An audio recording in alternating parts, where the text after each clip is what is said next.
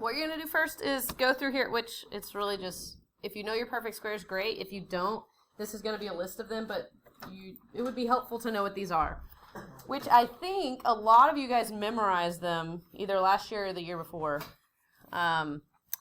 Is this familiar to y'all? Like the square root of 1 is 1, square root of 4 is 2. I mean, it goes through,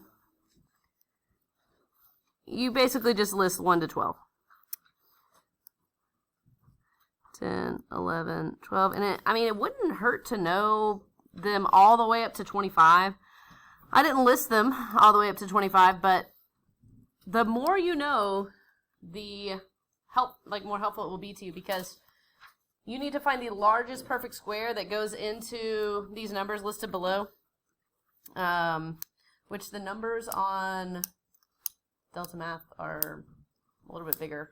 Like sometimes they're real big, but I'm going to show you how to find that using the calculator. Also, if you just can look at it and know how to find it, then great. Like if you can just look at it and see that it's divisible by, certain numbers. So I guess it wouldn't hurt to write in like a few more, like the square root. So 169 is 13.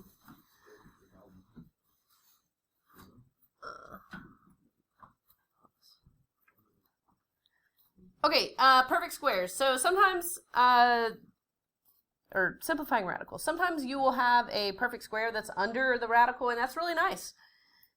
That's why it's also important to be able to identify these, because this is kind of a lengthy process, I guess. It's really not that bad, but one way you can make this process not last any time at all is knowing what these perfect squares are and realizing, oh, the square root of 36 is just 6, and then I'm done.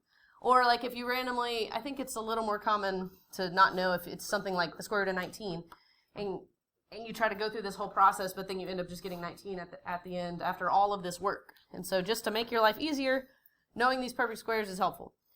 Okay, so here's the process of solving for these perfect squares, or for simplifying the radicals. I don't know why I keep saying that. You want to find the largest perfect square that multiplies evenly into the number under the square root. So like it has to be one of these perfect square numbers, not where's my highlighter? It's in my okay. Here it is. So like these are the important numbers that we're looking for. Which obviously you guys can see for this one that it's 4 and 2. 4 multiplies into this one twice. That's like the only perfect square that can go into this. Okay, so things that are important. Put the perfect square first. So like in Delta Math, what's going to happen when you guys see these problems on Friday? It's going to start with something like this, and then you have to type a 4 and a 2 here. You don't have to put the 4 first, but I always put the perfect square first. Because then that simplifies and you just directly under it put whatever the square root of 4 is, which in this case is 2, and then that's your final answer. The reason it's your final answer and you can't go any further is there's no perfect squares that multiply evenly into 2, right? I mean 1 can, but 1 can't simplify anything because everything is multiplied by 1 or multiplied by the square root of 1. All right. So 50. Okay, most of you guys can look at this and just know 25 goes into this, but I want to show you, because you'll have good, your mental math is good, and what you're going to do, if, like, let's say this is a gigantic number and you cannot figure out what perfect square goes into it, what you can do is go to y equals, there we go. So what I have done is just click on this y equals up here. And I type whatever that number is, 50, divided by, and then x. And the way you find x, like you can just click on, see that green button? It's the number right next to it. And that'll give you x. So I type 50 divided by x and y equals, and I click second graph, which gives me the table. Because see, second is blue, and then blue letters under or above graph is table. And then I am looking for the largest perfect square that multiplies evenly into 50. So right here, I always look at the blue side first because these are all whole numbers over here. But if I can't find it on the blue side, I can look on the black side at like 4 and 9 and scroll down to 16. But I'm looking for these numbers right here. 4, 9, 16, 25, 36, like all of these numbers, but I want the largest one. So it's going to be 25, gets multiplied twice. But if you are having trouble knowing which one goes in that, that's how you do it.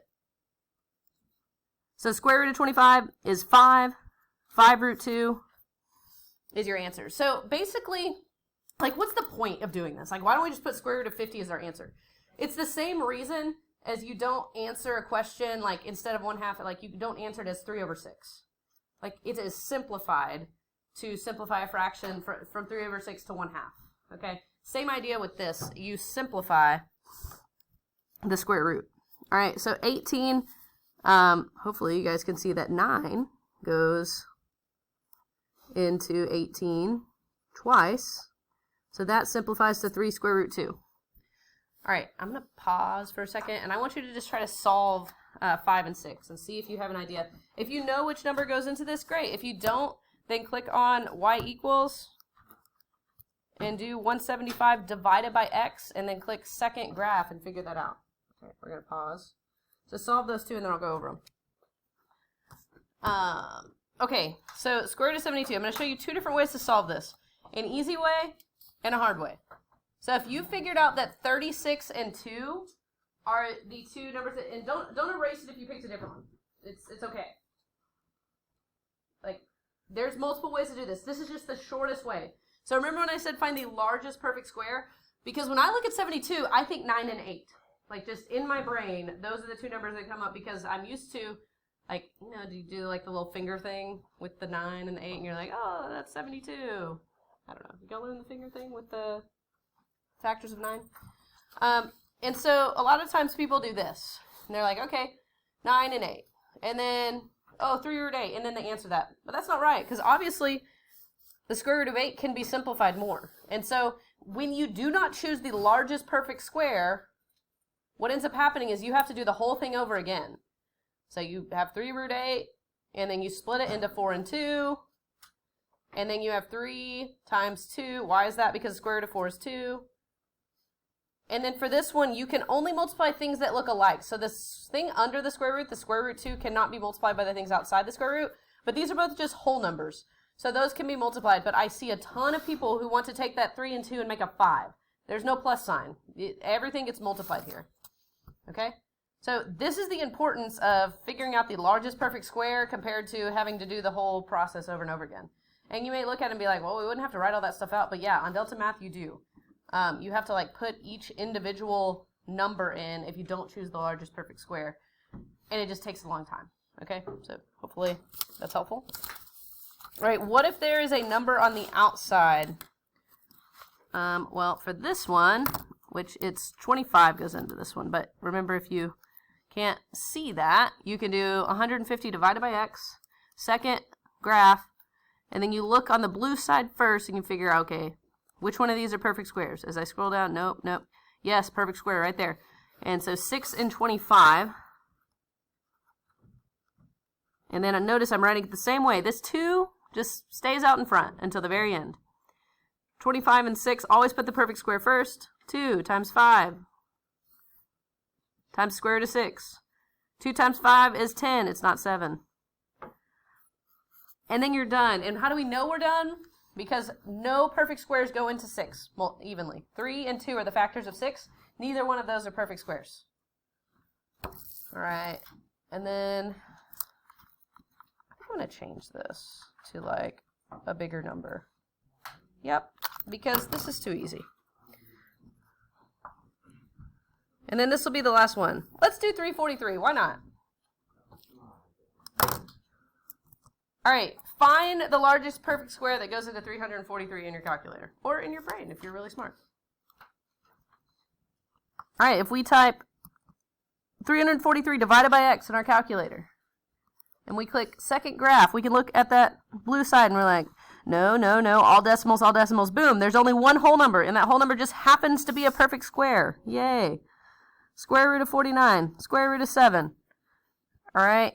And then if you're wondering, like, where is she getting that 7? It's just 7 times 49 equals 343. So all we're doing is separating it into two factors that multiply to equal 343. 7 times 49. And one of them just happens to be a perfect square. So you get 7 root 7. And voila, you're done.